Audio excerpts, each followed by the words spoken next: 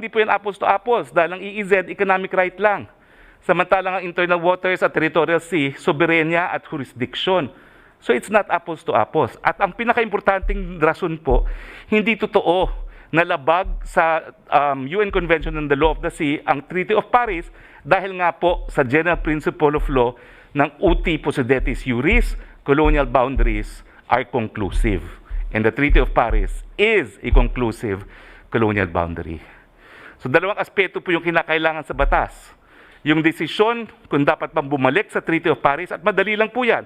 Section so and so of Archipelagic Bases Law are hereby repealed. And therefore, we adopt anew the Treaty of Boundaries pursuant to uti possidetis as the metes and bounds of our territory. Pero ang masalimuot po, anong gagawin sa KIG? Kasi malinaw po sa mga paragraphs, para pong nawala ng bisa ang 1569. So, ang solution po dyan, lahat ng kiniklaim natin, bilugan ng 12 nautical miles of territorial sea. Yun po yung sinasabi na regime of islands para magkaroon at least ng territorial sea lahat. Pero, ang advantage natin, dahil tayong pinakamalapit sa area, yung kabuuan ng karagatan, mapapasok pa rin sa 200 nautical miles of EEZ.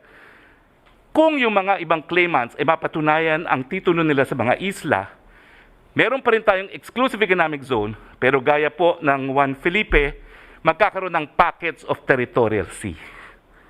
Pero ang balanse, atin pa rin.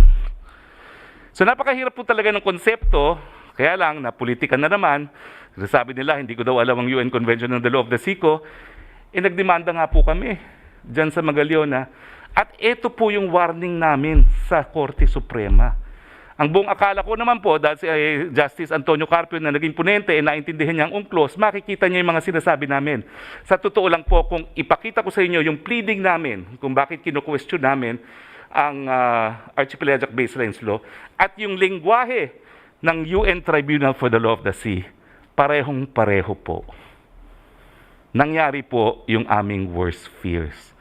Nandiyan naman po yung lengguwahe ng tribunal, sinabi rin ng tribunal na kagaya ng 9 dash lines, mali rin po yung ating PD 1569. So yun lang po, Mr. President. Thank you, Secretary Roque. Well said, actually. So, mabutit na lang I requested you to dedicate half of the time dito sa programa to dedicate it to the issue of the Philippines. Ngayon mga kababayan ko, tingnan ko ninyo kung sinong bright. Baski sa mukha na lang. Huwag na yung hintayin pa ninyo magsalita. Tingnan nyo kung sinong pinakagwapo. Tsaka yung isa, may isa pang isang, hindi, ewan ko kung Pilipino ito, si Quisa, na nandoon rin sa kabila, asking for the impossible. Not demanding the practical na para maumpisahan natin. But kung ganun ang stand kasi, as I have said, I went to China during the early days of my presidency. Kasama ko si Secretary Lorenzana, Secretary Anyo, who was then the Chief of Staff. Sinadya ko na dalhin yung mga military kasi gusto ko open. Kasi balang araw, there would be a question, bakit ganito si Duterte? O, ayan, so the whole of the cabinet, yung kabinete ko, lahat, pati si Senator Go. Sabi ko, ito prangkahan, ganito, harapan kami.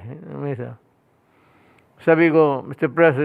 President, I'd like you to know that one day I may start to dig my oil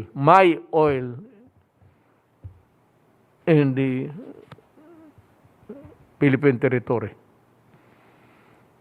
Tapos, si President Xi Jinping hindi kaagad sumagot. He took a deep breath. Sabi niya, wala siyang sinabi ng rason. Sabi niya, please do not do that because there will be trouble. So, what more language do I need to hear? Na sinasabi ko na hindi talaga bibitawan niya. Kasi yung trouble is war. Kung papel-papel lang, hindi madala yan. You have to go there. Sana noon pa, bumalik sila, dala-dala nila yung Amerikano because it was the Americans who brokered the critical talks to solve the impasse there. Na dalawang two countries having their ships in the midst of that sea. Yun. Yun ang critical point doon. So, just to show you na hindi na ito madala ng papel. Yung sinasabi na piece of paper, it's really a piece of paper.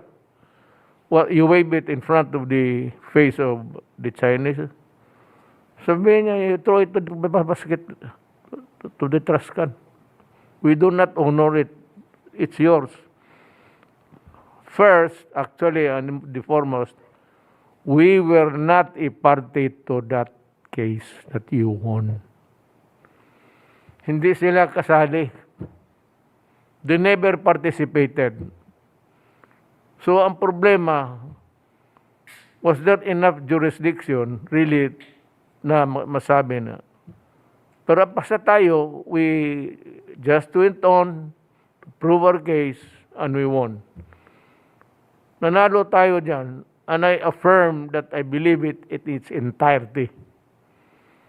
So, ang problema is the implementation. Sino ngayon ang magtulong sa atin? Alam mo, totoo, ito ang pinakasekreto sa lahat. Sabihin ko na lang sa inyo ngayon, pipilitan ako.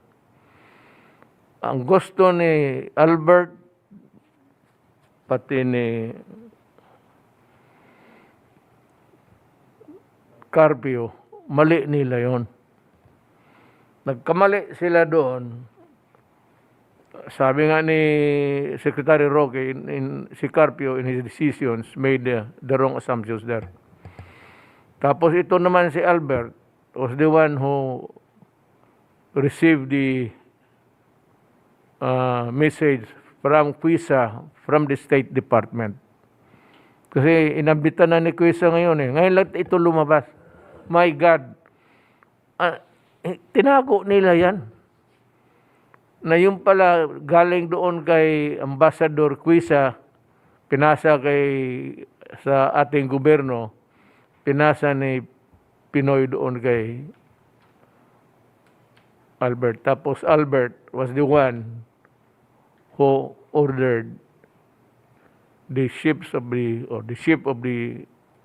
Philippine government to withdraw. Ngayon, ang tanong ko ganito, bakit hindi ninyo sinabi na the withdrawal must be mutually acceptable in the sense that how many kilometers would I surrender? That would be the same rule for you. Na hindi nila tinawag lahat. Dandahan lang, dyan na muna kayo. Sinabi ni Albert, uwi kayo. Kaya hindi ako lalabas. I will not go into yung nitty-gritty of itong mga Treaty of Paris. Dito lang ako. Nandoon tayo. Pinauwi tayo. Binuksan natin the floodgates para for China to enter and to renege on its commitment to everybody and opted to stay there and claim the West Philippine Sea as their property. Yun ang wag na natin rule nyo pa English kayo dyan. Hindi maintindihan ng tao yan. Hindi ako lalabas doon. Bakit pinaatras ninyo anong napasok sa bakukang sa